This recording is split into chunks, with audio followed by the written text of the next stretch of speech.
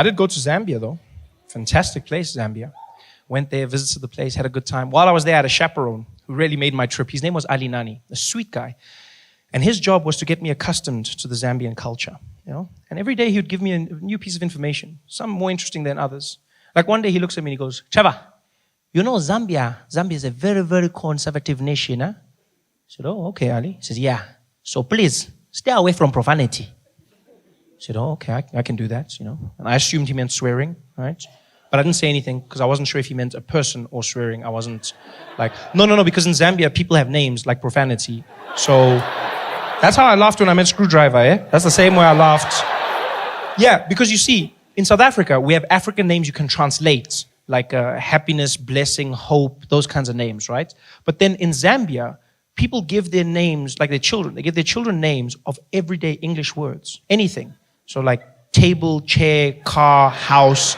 Yeah, you see like this, you just have to get used to it. It's very hard, but you have to keep a straight face. Which was difficult because I met a mechanic who had sons named Brake and Clutch. And that was not, especially when Brake was running around causing chaos. And his dad was there like, stop it, Brake, stop it, Brake, stop it, Brake. And I was like, hey, stop it, Brake. But you have to get used to it. It's a cultural thing, and so you have to respect it. And the second warning Ali gave me was even stranger. We're driving through Lusaka, the capital. And Ali looks over at me in the car and he goes, Trevor, you know here in Zambia, we're a very God-loving nation, eh? I said, oh, okay, Ali, that's a good thing to know. He says, yes. So while you are here, don't be gay. So what? He says, I know it can be tempting sometimes, but don't do it, huh? Don't be gay. Don't be gay? I've never been warned of this in my life. Don't be gay. Hey, bro, don't be gay. Don't be gay. Don't be gay. Crazy warning to get. But then I found out why Ali was warning me. Turns out in Zambia, being gay is illegal. If you are found to be gay, you will be arrested and sent to prison for more than 30 years. Yeah. Which is a bit of a weird punishment.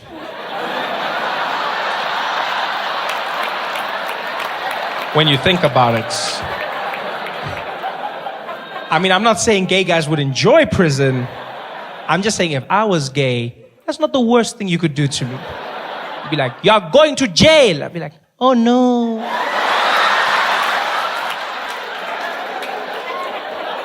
Don't be gay. I couldn't believe this. Gay is a crime in Zambia. Which got me thinking, if gay is a crime, that means the police have to monitor it. They actually have to police gay. Yeah. Which means in their police force, they have a gay division. It's a crime. It's a crime. So that means they've got a murder unit, they've got a robbery unit, they've got a white-collar crimes unit, and then they've got a gay unit. Huh? Yeah, they've got a little G unit in their police force that's responsible for all things gay. That must be the most fun police force to be in the world. You get to go undercover, dress up really nice, get in touch with your flamboyant side, you know, just have a good time. I bet the sergeant's there every morning briefing his detectives. Good morning, detectives.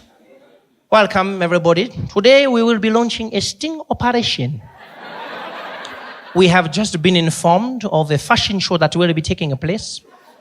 And as you know, the gays cannot resist the latest trends. Therefore, we will be in full attendance to apprehend each and every one of them. Let us make sure we are here. Detective Chipua, present. Detective Table, present. Detective Mungai, present. I think he's in too deep.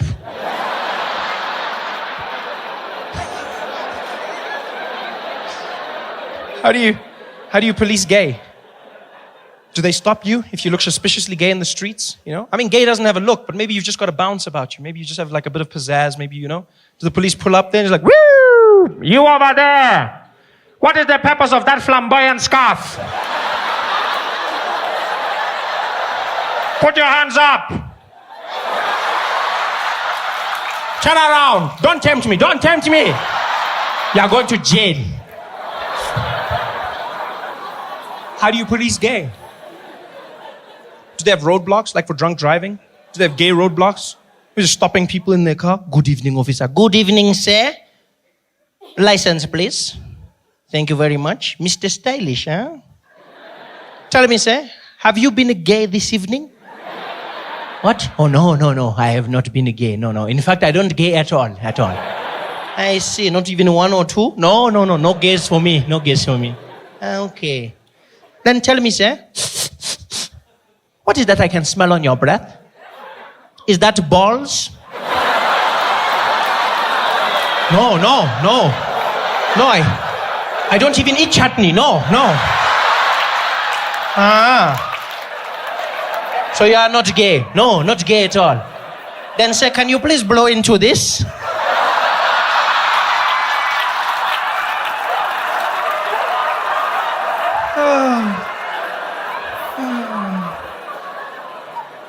Don't be gay. I was not gay while I was in Zambia, so I had a good time. Went around, saw the people. The highlights of my trip came when on my day off, I asked Ali for suggestions. Ali said to me, maybe you should drive around Lusaka, meet some of the people, just have a good time. I said, Ali, I want to do something special. He said, okay, well, in that case, maybe you can go to the mall. And if you are lucky, maybe you can ride the escalators, huh? So what? Yeah, I'm not promising anything. But if you are early, maybe you can go once or twice. So, escalators, I know, mind-blowing, huh? I thought he was messing with me. Until I found out people in Zambia go to the mall just to ride the escalators. Seems ridiculous till you understand the backstory. When we were in Zambia, there were only 5 public escalators. 5 in the whole country. The first escalator was built in August. Yeah. Not August 19. No. You guys remember August? August? You guys remember that? They built their first escalators ever. Yeah. And so now it's all the rage. People go to the mall just to ride escalators. Yeah. But now, I don't want you to picture like some dusty village. That's not what Zambia is. It's a beautiful place. They're developing just as we are. They've got roads, they've got airports, they've got beautiful hotels, stunning shopping malls. They've got everything we've got, even faster internet. They just never had escalators. And now they started building them. And because of that, people go there and they just spend a day riding escalators. Dads will go home and fetch their kids. Children, we are going to the mall. To do what, Daddy? To do shopping. And to ride the escalators. Yay! We couldn't believe this, so we went to the mall, right? We get to the mall is empty. Escalators are packed. People are standing in lines, going around, doubling back on themselves. There's old people, young people, even couples. There were couples. Guys that actually picked up women by saying, I'm going to take you to the escalator, girl.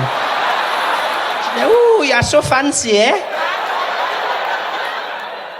Escalators. Some people didn't even know how to ride the escalators.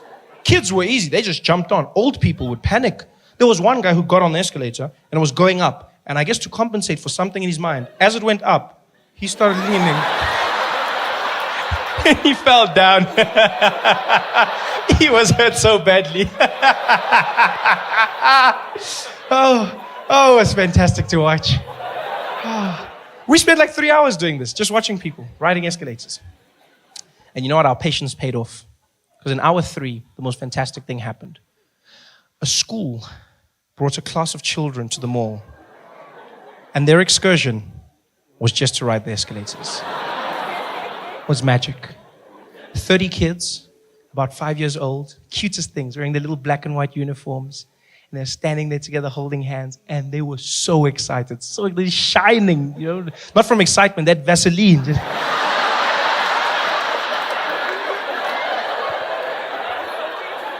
And there's 2 teachers with the children. And they grab their hands on either end. And in a long train, they start to march through the mall. And as they do, they start singing at the top of their lungs like little angels. Escalator, escalator, escalator. Oh, escalator, escalator. And it was the sweetest thing ever. People are waving at them, smiling. And these kids see the escalators and they lost their minds. These kids went crazy. They not holding hands. They start screaming and running around. It looked like a zombie movie or something. This is like they're jumping, but then you see the smiles on their faces. It looks like the end of Sarafina. You're like, what the hell's going on here? These kids are screaming and having the time. They're jumping around, doing cartwheels. The teacher can't control them. She's panicking like, yeah, get back. 2 by 2, 2 by 2. 2 by 2 was one of the kids. I didn't know. She was like, 2 by 2, next to me, single file. Other kids are still jumping. She can't control them. There was one fat kid. He couldn't jump, so he just shook himself. Escalator. Escalator. It was the most amazing thing I've ever seen in my life. It's like I had gone in a time machine to a time when escalators were new, brand new and popular. So popular that people were taking pictures of the escalators using their iPhones. Chipiwa, technology, eh? Who even thinks of these things, eh? Can you imagine? Hey, we are in the future now, man. Mechanical moving stairs, what are we going to see next? I don't even know. I wonder how it works, eh? Let me just check there. Siri, how does an escalator work? I don't know, eh?